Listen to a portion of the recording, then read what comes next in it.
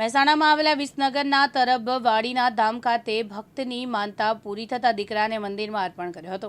1 વર્ષ અગાઉ માનતા રાખી ભાવિક ભક્તોની માનતા પૂરી થતાં તેઓ મંદિરના ભગવાને શ્રીફળ, મીઠાઈ, સોનું, ચાંદી તેમજ વિવિધ વસ્તુઓ મંદિરમાં અર્પણ કરતા હોય છે, પરંતુ એક ભાવિક ભક્તે માનેલી માનતા પૂરી થતાં પોતાના દીકરાને મંદિરમાં દાન કર્યો છે। વિસનગર તાલુકાના તરબવાડી ધામ ખાતે મહાશિવરાત્રિના પર્વ પર ભક્તે રાખેલ 2 દીકરાની માનતા પૂરી થતાં એક દીકરાને મંદિરમાં અર્પણ કર્યો છે। આમ ભાવિક ભક્તની અતૂટ શ્રદ્ધા પૂરી થતાં બાપુના ચરણોમાં દીકરાને અર્પણ કરી પોતાની માનતા પૂરી કરી હતી।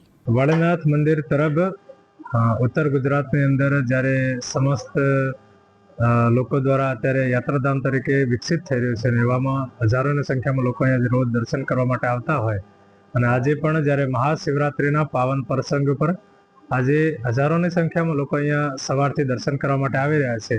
અને આપણે આજથી 1 વર્ષ પૂર્વમાં જ્યારે 22/2/2024ના દિવસે શ્રી વાળીનાથ મહાદેવની જ્યારે પ્રતિષ્ઠા કરી હતી, એ ટાઈમે આપણા જ સેવક કેતનભાઈ જે જસકા ગામના છે, અને એમને એવો વિચાર એ ટાઈમે કરેલો કે જો ભગવાન મને 2 દીકરા આપશે તો એક દીકરો હું વાળીનાથ મંદિરને અર્પણ કરે છે।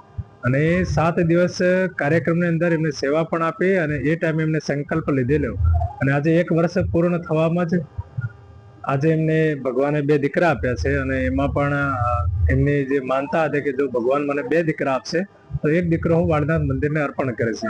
આજે એમના પરિવાર દ્વારા, એમના ગામ દ્વારા બધા જ લોકો અહીંયા મંદિરે આવીને એમનો જે 2 દીકરા હતા એમાં એક દીકરો વાળીનાથ મંદિરને અર્પણ કરે છે। જી, તમે જે વાળીનાથ મંદિરમાં જે દીકરાનું અર્પણ કર્યો છે તો શું કહેશો એના વિશે? તમે શું માનતા હતી, શું હતું એમ?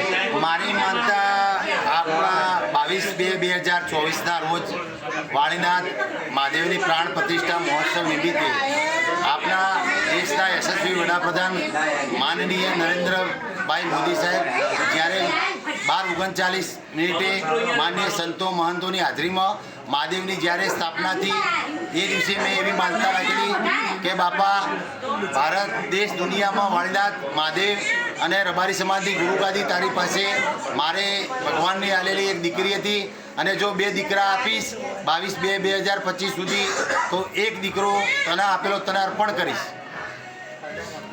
જી, કેવી રીતે તમને આ માનતા રાખવામાં હતું ને શું એનું શું પરિણામને શું થયું હતું એમ?